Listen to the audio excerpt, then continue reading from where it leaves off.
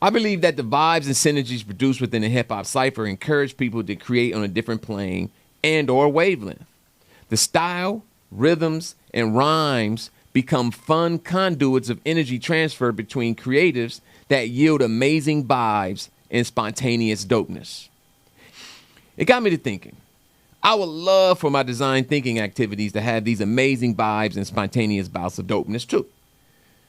Spark the Skypher. What's up, everybody? Welcome to another episode of Office Hour Tangents, where I typically come straight from class and I continue on the tangents that I may have went on in class. It's the summertime, so I would call these summer tangents. So there's no office hours right now. There are no on-ground classes. I'm currently teaching an online class and doing a lot of writing. So it hasn't really felt like a summer yet for me, but hopefully that's coming down the line. But I wanted to get in here and I gave a presentation in Ohio, in Columbus, Ohio, a few weeks ago, maybe about a month ago, for a mental health summit.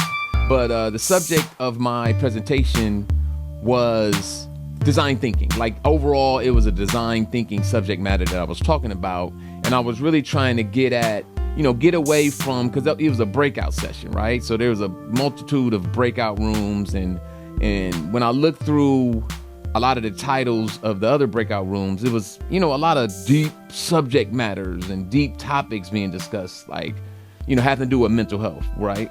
So I wanted to use what I know and my expertise and to help people mentally with thinking, right? So if you can't tell by now, if you've been watching some of these Office Hour Tangents or not, I'm leaning more into the thinking side of design going forward, just in my career and just, with the proliferation of AI and technology right now. I just think that thinking and a thought process is going to be very important in the days going forward. So I present it as a kind of like a mental exercise, design thinking, like this, telling the people that were in the room about the design thinking process, how I conduct and how I kind of look at the design thinking process. But then as an example, I use hip hop as a kind of like a conduit to how creative thinking can generate this dope stuff, right? I'm all about the dopeness on this channel. So let's talk about AI real quick, okay? On this earth, in this world, we all live on how I imagine the lines, right? And I've talked about lines in my last podcast, and this is almost a continuation of that podcast. So the last podcast I posted, I forgot the title of it, but I began to talk about these lines because I was coming from a conference where I didn't speak, but I was more an observer, and they were talking about AI, and there were some questions had about, where does humanity fit within AI as it proliferates and grows. And I started sketching in my sketch pad as I was in this conference, and I started sketching these lines, right? And this discussion and this presentation almost was birthed from that thought process. It was like a continuation of it. So I imagine that we live on, that everything we kind of see is on these lines, right? The lines are what we tangibly see, what we create, kind of like where we live is where we are. It's everything from the satellites above to the submarines below, right? AI also lives and works on these lines. And because of this, these lines will increasingly become more accurate and efficient. They will help us become more accurate and efficient. But these lines will also start becoming more uniform and just, dare I say, boring, right? Because AI relies on data. And to me, data isn't the most exciting thing in the world. I'm not saying that data itself is boring. Data can create some amazing things, right? And again, going back to my previous one of my first podcasts, Amazing versus Dope, AI is going to help us create amazing lines going forward. into the future. Like a lot of prognosticators are predicting the next 5 to 10 years is going to be like a sci-fi movie right now, right? If our progression as humans have been this, we're about to do this. So I'm just preparing myself for that.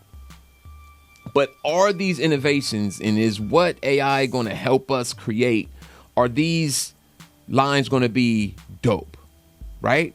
I know they're going to be amazing. We can always see the amazing things that are being created with AI, but I have yet to see anything dope. I'm sure there's some dope stuff out there, no doubt. I'm just saying I have yet to see anything dope. I've seen a lot of amazing, okay?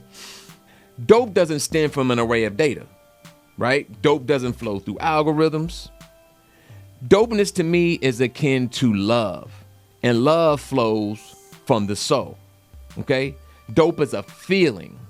Things just feel dope. Things just feel right. Like we know when something is off. It's a feeling when we feel something off, right? It's a feel. And this feel doesn't live on the lines.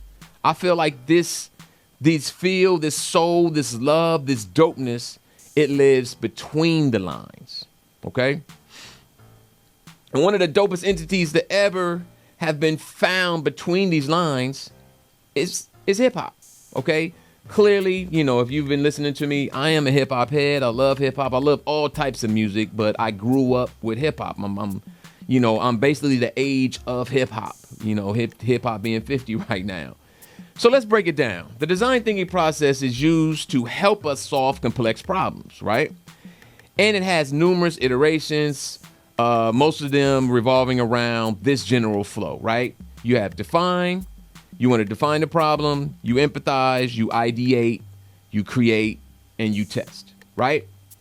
This is where you define. So we define the problem we want to solve, right? We empathize with the users experiencing or causing this problem.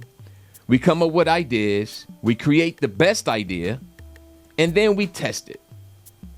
So a group of DJs led by hip hop pioneers, DJ Kool Herc and Grandmaster Flash, unknowingly, I don't know unknowingly, but I'm assuming unknowingly, use portions of the design thinking process to help break from these established lines that they were kind of on back in the day, okay? And these established lines were associated with traditional music, right? Instrumentation, writing music, reading music, all that good stuff. And this is how they use the design thinking process to kind of break from these traditional musical lines. They identify the problem first, okay? How can we create a dope form of music with limited resources, right? No instruments, lack of funds, lack of studio time, lack of space, all that good stuff. They identify and empathize with the user.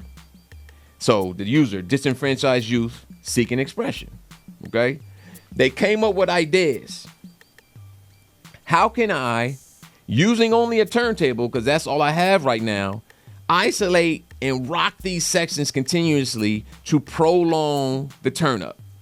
So what happened was, in a party, they would play a record, and then they would realize that maybe only a part of the record is where everybody jumped up and started dancing, right?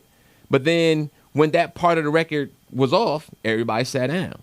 So they were trying to figure out, how can I continue that part of the record? Some people call it the get down. Somebody, I call it the turn up, whatever, the breakdown. But how can I prolong the breakdown with only a turntable? And right now they didn't have tapes. DJs typically don't go to a party with tape players and things like that. Then they created a prototype, right? So Herc created a method of extending these sessions by utilizing 2 copies of the same record and juggling them during the party. This is sometimes called juggling, beat juggling. Sometimes this is called the merry-go-round method. I think Grandmaster Flash might have pioneered the merry-go-round method, but like I said, this is not a history lesson, so don't kill me if my history is off a little bit. They then tested and iterated upon this prototype. Every party was a test, and every mixtape was an MVP, which is a minimum viable product, right? So every party they would, go through their juggles and see which made the party pop the most, right? The ones that didn't pop, they took it back to the lab. The ones that did pop, they included them in their sets going forward. The result was a new form of expression, especially developed by and for disenfranchised youth living in the inner cities. Okay? This expression would eventually be called hip hop. And hip hop, at least back then, definitely lived between these lines, right?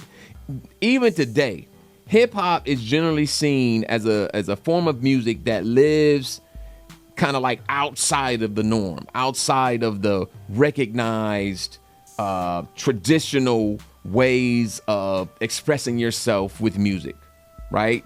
If you go to music school, and I'm speaking from ignorance, but I'm assuming this, you learn how to read music, you learn how to play instruments, you learn how to use your vocals to sing better, you learn about the history of musicians like Mozart and all that good stuff, right?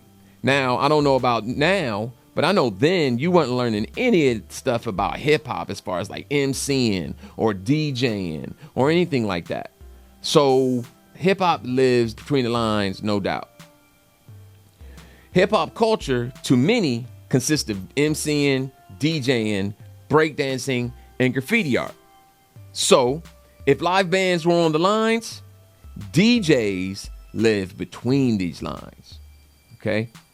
If traditional forms of dance were on these lines, breakdancers performed between those lines. If traditional forms of visual art were on the lines, painting, drawing, all that good stuff, graffiti art was spray painted and tagged between these lines, literally between these lines, on these train lines in New York City. Okay? And if MC meant master of ceremonies, in hip hop parlances, it meant move the crowd. Now follow me for one last stop. Y'all know what a hip hop cypher is? It's when a group of hip hop heads organically get together and spontaneously start making beats and rapping to those beats. I've witnessed some of the most genius level improv in and around these cyphers, and it got me to thinking. Successful design thinking exercises usually involve a diverse group of eager thinking and ambitious individuals, and they just kind of like bounce ideas off of each other to come up with something dope, similar to a cypher. I believe that the vibes and synergies produced within a hip-hop cypher encourage people to create on a different plane and or wavelength.